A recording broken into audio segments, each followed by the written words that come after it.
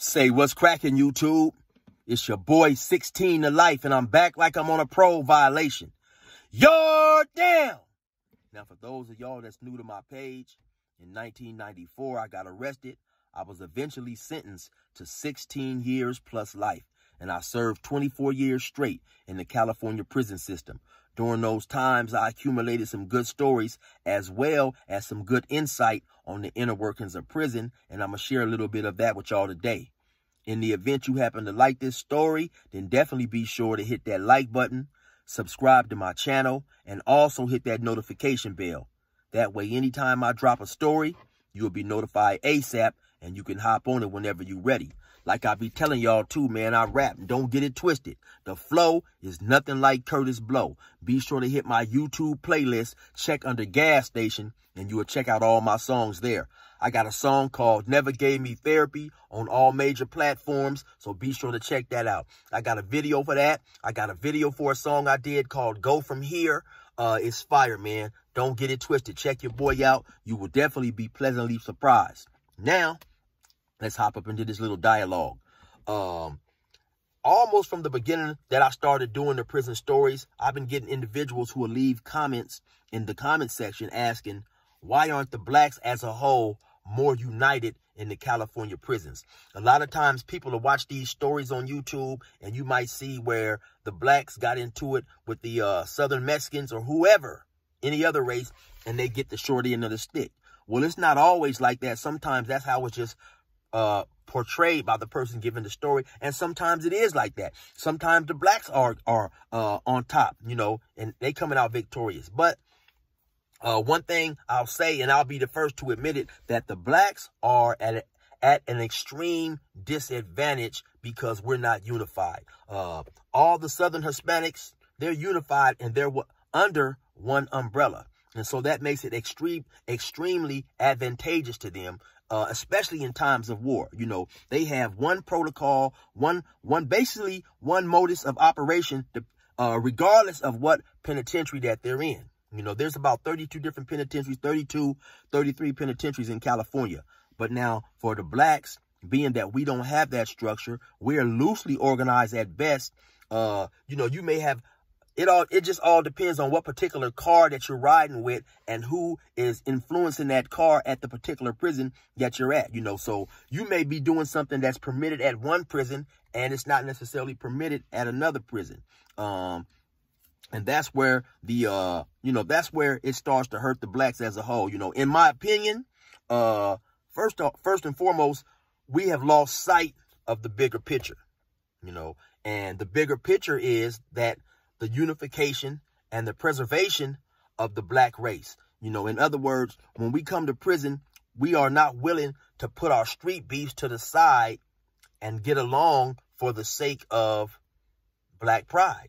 You know, a lot of people may not, especially if you're not from Southern California, you may not know that the Hispanic gangs beef with each other heavy.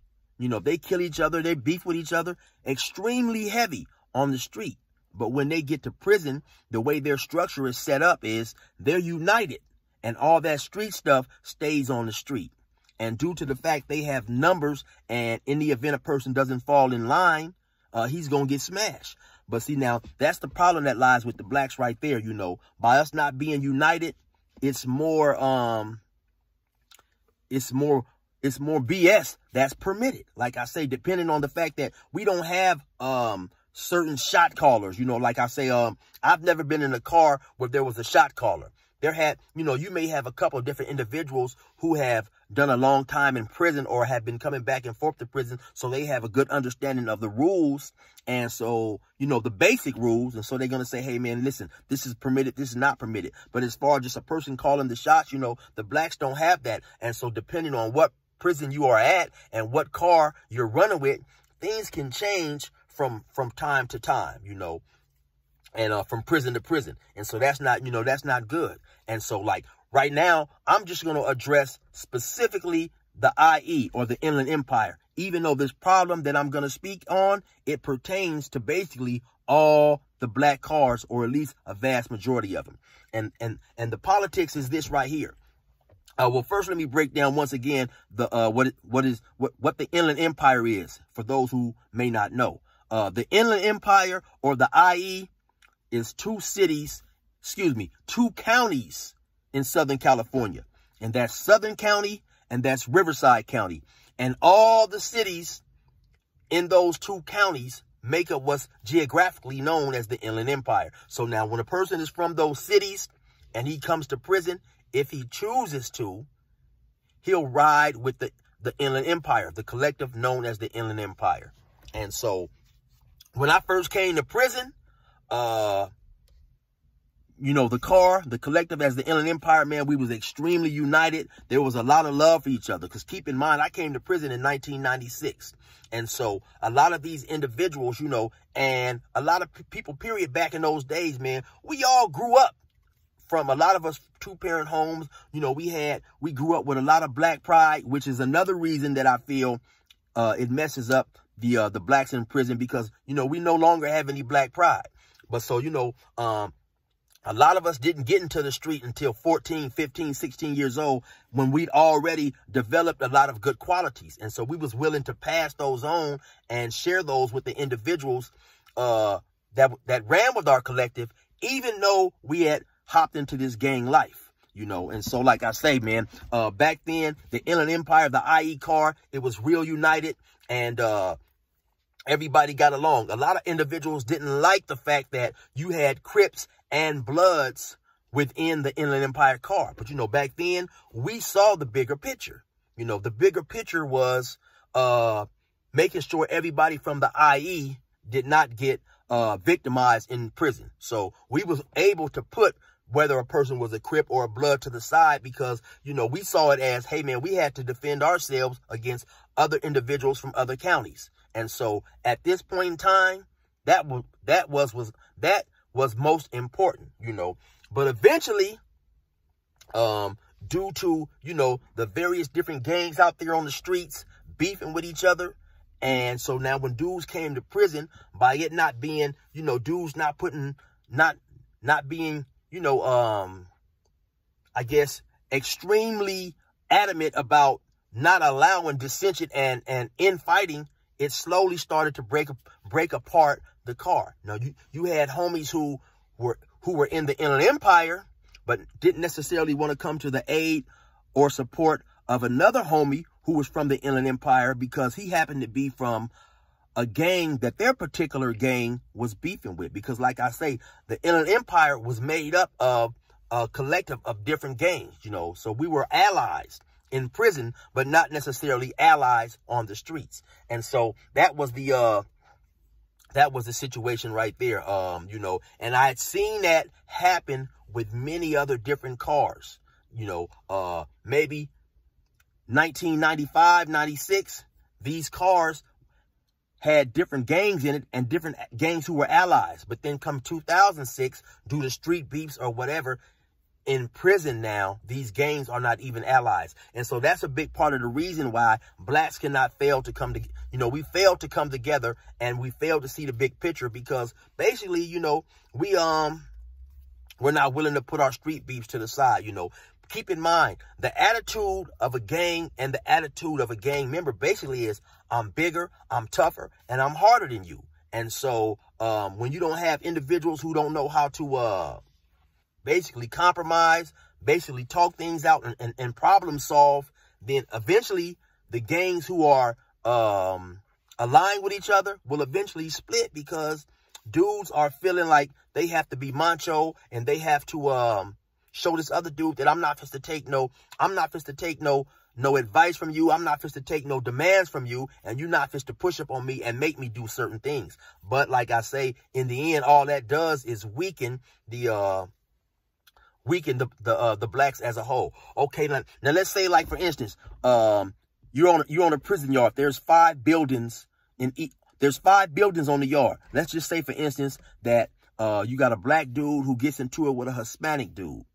Now, so now the Hispanics, you best believe, they're going to send word to every single building. Hey, man, listen, we just had an issue with the blacks.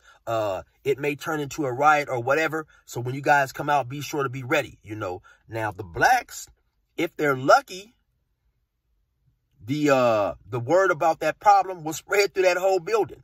You know, that's just if you lucky, you know, and that's one of the major problems. Blacks don't have, by them not being united, they don't have a great line of communication in prison. So now, the blacks in these other buildings, they're not going to know about this potential incident. So they're not even going to come outside prepared for war. They're going to come outside prepared to do what they normally do. Exercise, play basketball, play chess, you know. And so a lot of times they're caught slipping in a lot of these riots and a lot of these wars, you know.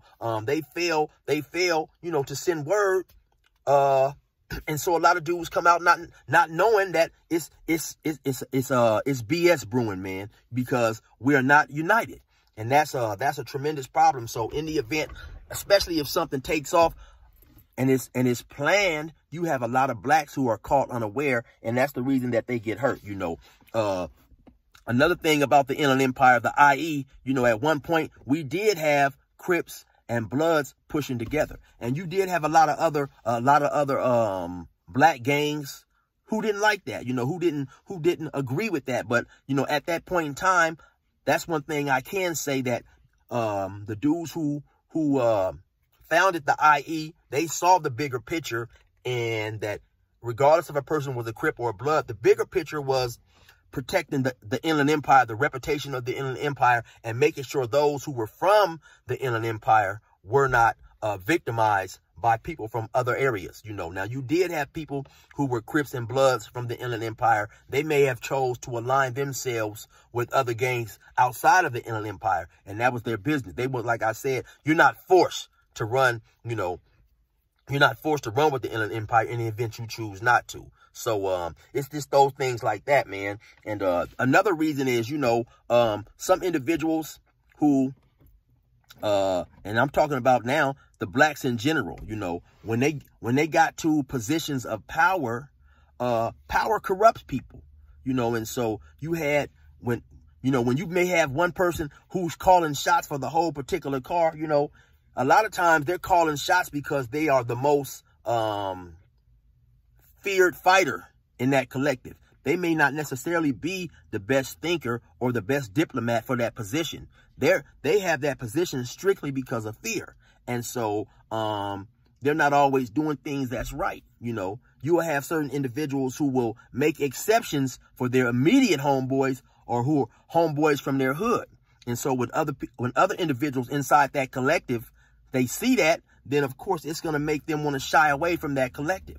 And like I say, by everybody, all the blacks not being on a united front, you don't have other people potentially in place to check when that person starts getting out of line and doing things that are, you know, that are selfish, you know.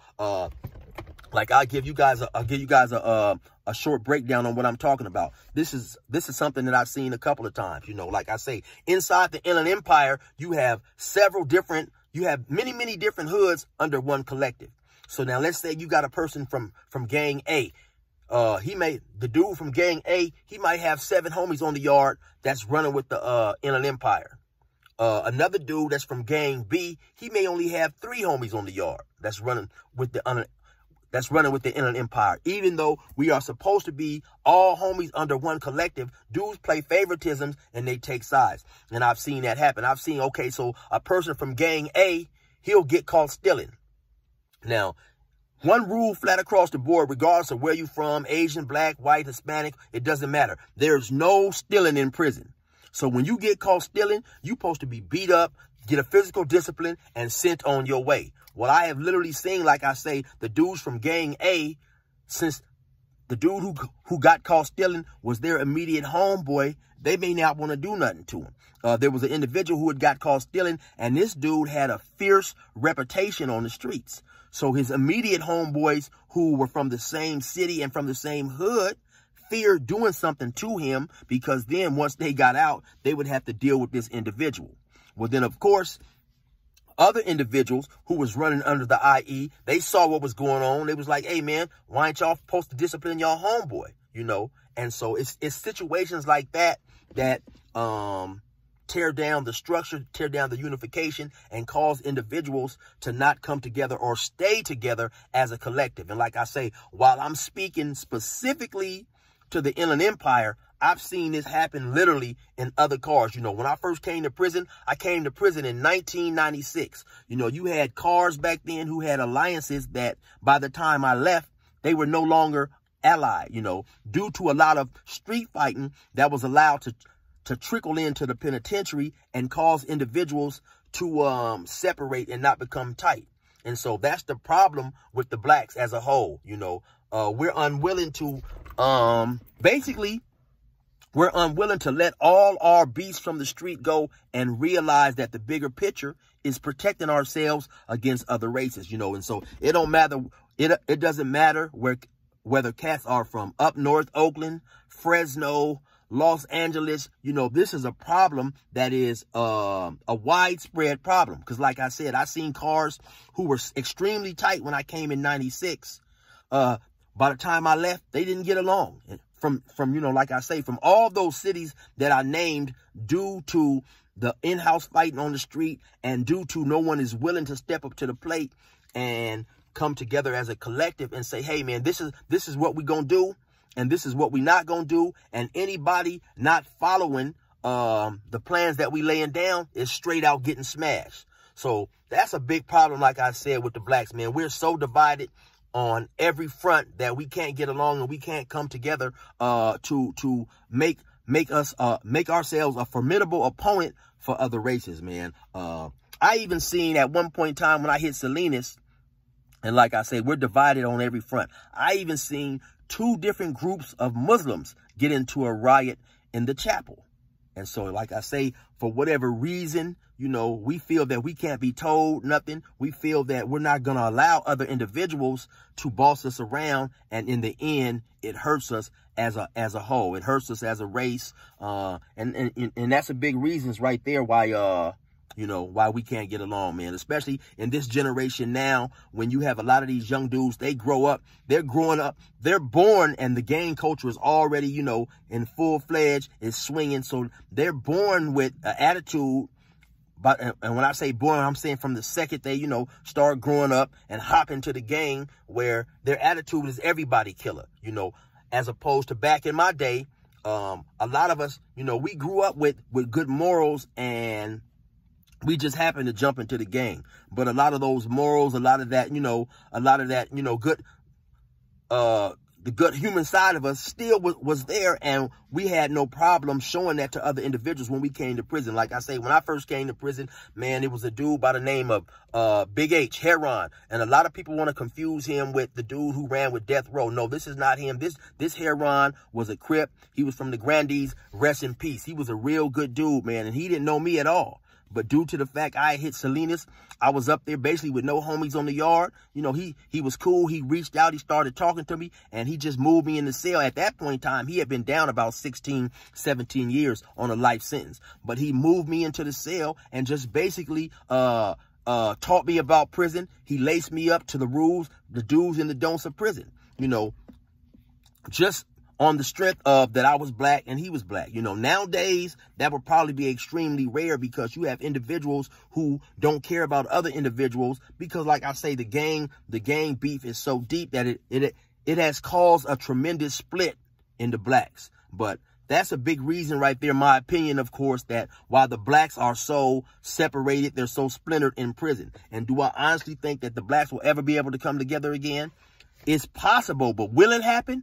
No. You know, to me, it just won't happen, because, like I said, nowadays you have gangs fighting each other and they going at each other's throat. And just 5 years, 10 years ago, they was extremely close allies. And like I said, this is just not in the IE car. This is in all parts of California, you know, Southern California, LA, Fresno, Bakersfield, even up north, Oakland, California. You know, I've seen this happen with many, many different cars. You know, dudes who were cool. Now they're going at it with each other on the yard. They're having riots and fighting each other and stuff, you know, even among the Bloods. When I first came to jail, the Bloods was real cool and solid. Of course, there are always small beefs. You know, this dude may not like that individual, but as a whole, I had never heard of or seen them getting into big melees and stuff till like maybe around 2013, 2014. Now you had, you know, Bloods fighting against the Bloods and stuff, you know, and that was just extremely rare. But like I say, that's a major problem And part of why, when it's a time of beef with another race, we can't come together because, you know, we're not willing to let all that stuff aside. And so, you know, you may have individuals who get into it, and you may have other individuals who don't fully participate, because when it's a race riot, you know, you're going to have to somewhat get into it, but you may have some individuals just put their back up against the wall and don't really run into it head up. They just make sure, head first. They'll just make sure that, you know, if they're approached, then of course they're going to fight. You got to fight because you got to protect yourself. But if everybody's not willing to be under one accord and put in work together, it's never going to work, man. And so, like I say, that's my opinion on why there is so much dissension and turmoil and lack of unity with the structure among blacks in the California prisons, man. So anyway, you already know what it is. It's your boy 16 to Life. Resume normal program.